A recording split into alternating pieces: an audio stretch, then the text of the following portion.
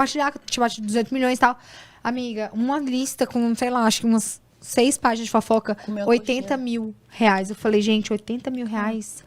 Obrigada. Para, que é uma publi. Não, amiga, mas 80 mil reais pra sair página de fofoca, eu falei, gente, não tem condição eu pagar isso agora, nesse momento. Nesse momento, Nesse não, momento, não. Quem sabe? mais pra Agora frente, deixa eu te tá. falar, um monte de casos você falou aí, aconteceu, você estava em Dubai, aconteceu, você estava em Cancún, aconteceu, onde você arruma tempo que você advoga, você viaja, você é influencer, e aí?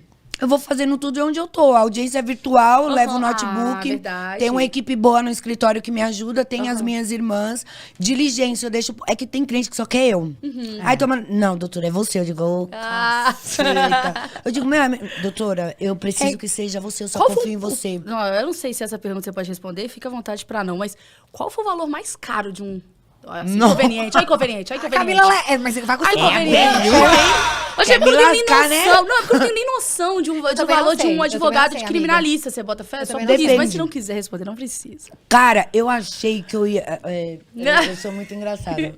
Passa, próxima pergunta. Ah, amiga, por favor, qual foi o valor mais caro que você cobrou na audiência? O menos, 500 reais, você acredita, com dó? O máximo eu não posso falar, mas o mínimo Tá, mas foi. fala um valor então, não precisa ser o máximo. Um meio aí, um termo. Depende de quem é o cliente da operação, entendeu? Acho que isso também pode interferir em outros Mas 100 clientes mil, também mas dela. 100 mil já, tipo, é Já. pra mais. Entendi. Mas o menos, você fez 500 reais?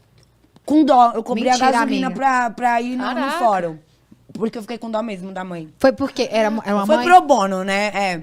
Minha mãe nunca acredita que o filho é bandido. É um inferno. Ah. Ai, meu Deus do céu. E as vó, então? Nunca. Eu morro da minha vida que não foi meu filho. Eu digo, não foi eu, tia. E aqui, tá, e você falou assim com a avó, e quando você foi conversar com o seu cara. cliente... Você sabe quem mais sofre hoje quando vai preso entre filho, mãe e vó? O pai. Ó, por quê? Todos os casos que pai vai na delegacia, ele sofre mais do que a mãe ou a avó, qualquer pessoa.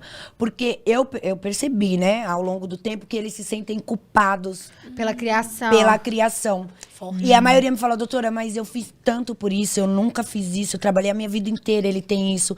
Hoje, a mãe, ela tem aquele amor protetivo, eterno, que o filho dela matou, mas ela tá ali com ele. A avó, o filho não matou, né? Não.